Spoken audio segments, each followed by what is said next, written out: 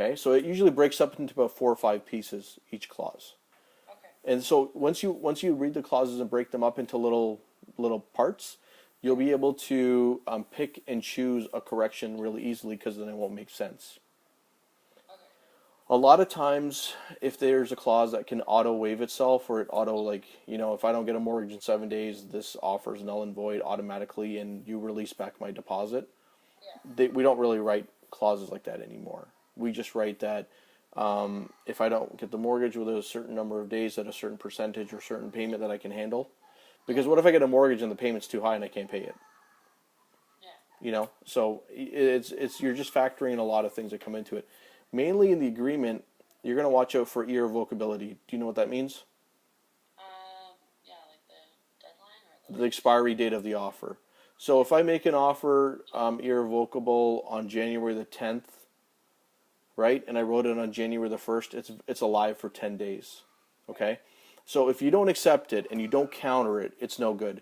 But if you counter it to me on January the 9th, Yeah. and you counter it to me, so there's basically 1 day that it's still alive for. Yeah. When I counter it back, I could change the irrevocable date and have you initial it when I send it back to you to keep it alive, or I could accept it. Okay. The main thing is a lot of the main questions they ask you are related to here's a guy, he put in an offer, here's an irrevocable date, here's when he got it, here's when he actually signed it back, here's when he picked up the phone and said, here's my verbal counter offer. Right. And you can accept a verbal counter offer, but then you still have to sign it within the time period that's irrevocable. So if you did a verbal acceptance, that's nice and dandy, but in real estate, nothing's good until it's written. So until he actually signs it, he could back out and disappear and whatnot because you can't hold him to anything. Right. Okay? So most of the mistakes that they're looking for are usually date related, and then the clauses will have some certain mistakes in them. Yeah, the clauses, like I don't think, like I think I got a lot of the date ones right. Mm-hmm. It was the clauses that I have like difficulty breaking down. I don't know why. Yeah, this one says, well, this question says clause by clause review clause 3 notices. So it looks like those are the date ones. So that's related to dates. So you might have made a mistake on the dates on that one. On notices? Yeah. Or were you doing a waiver? Was your question with a waiver? Because when you have a condition up to a certain time period, you have to also waive it if it's successful. So if you got a mortgage in 7 days and you got a mortgage commitment, now the agent acting for that person would send a waiver saying, hey, we got the financing, we're good to go. I got a question that it was a mortgage question, but I don't understand like, so when should there be a waiver condition and when shouldn't there be? Like, Well, you pretty much have to waive mortgage and inspection, pretty much, which is your two main conditions.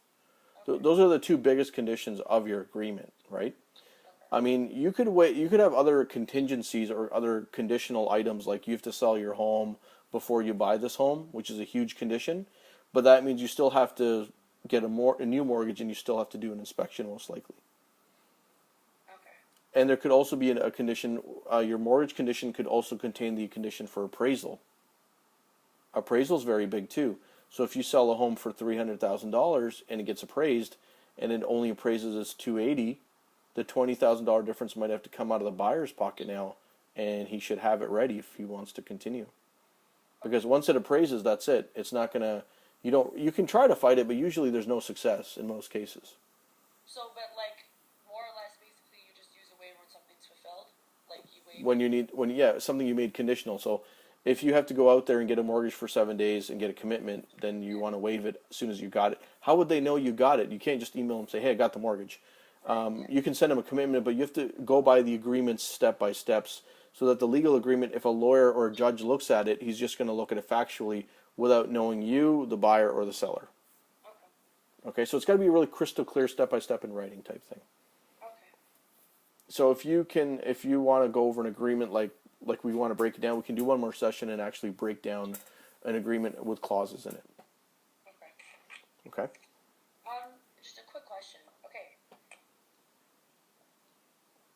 What are the differences between like a customer service agreement? Like, Big difference. because Big difference. that came up a lot, and it was like there was one question where it was like an agent was having an open house, and a client walked in, and she already had signed a customer service agreement. Okay. Is he allowed to talk to her still? Like, is he allowed to? Yeah, let's do the scenario. Let's walk through that scenario. Let's do two different scenarios. You have one person who calls you on the phone and says they've never gone out with an agent. They want to buy a particular type of property. They want your help. They're going to work just with you, okay? And they're committed to you. That's a buyer agency right away, right? That's pretty simple. You understand that? Yeah. Okay. So when you imagine a customer service agreement, imagine a retail store.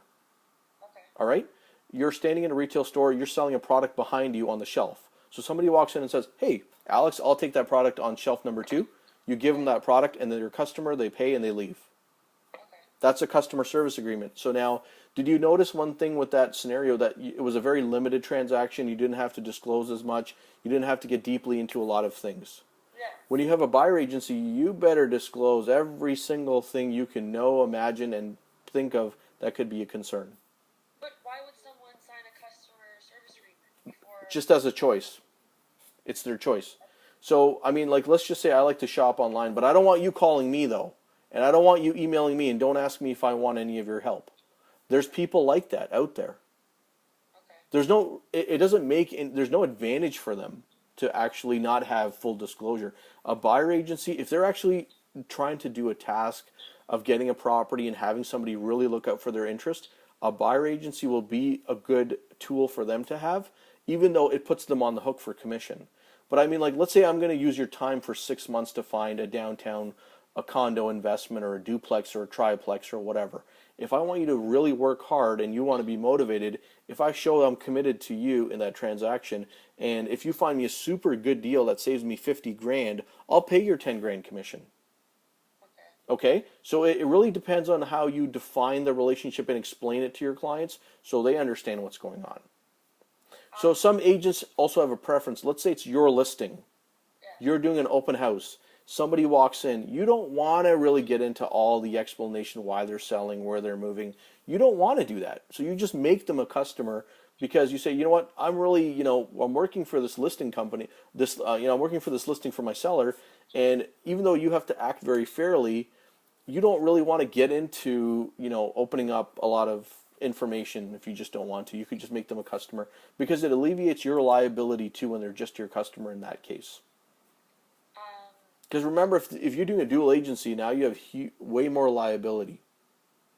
So if the person's going to buy the property anyways and you don't have to get into all that other stuff, let them pick their own inspector, let them do all their own due diligence. You can just give them the right, information, whatever they need if they ask you, but you don't have to sit there and volunteer all day. But when someone signs a BRA, they're stuck with you. Yeah, Right? but the reason why they signed a BRA is because they really wanted to work with you. No, exactly. I mean, like if I pick a stockbroker or a car insurance company, you can think of any services in life that you really use, and you'll pick somebody because either you like them, trust them, or they're with a big company that just behaves wonderful. So, I mean, like if I call Rogers and they don't treat me good, I might go to Bell because they treat me great. Right. It's the same idea. But so with the customer service, that they're not so basically there's nothing set in stone basically. It's more like where they're deciding or you're deciding to let them purchase the property, but you're not actually spending time to, you don't have to do as much disclosure. That's what your job comes down to mainly. But with someone who signs a BRA, they can't work with any other agent, right? If Correct. someone signs a customer For the time period they can't. right. So, but is it the same thing with the customer service agreement, or can they Nope, they can just go around wherever they want to. just go around with that? Yeah, they could just, they're a free bird. And if they want to sign the customer service because, they like dealing with builders by themselves and they don't want you there, that could be their choice. So if I am holding an open house and someone comes in and they've already signed a customer service agreement with someone else, I can still Doesn't really mean anything, the customer service agreement. oh, okay. Yeah, it's just solidifying that the person coming in is just a customer and there's no connection, you're not holding each other liable for anything. But so why even sign anything at all?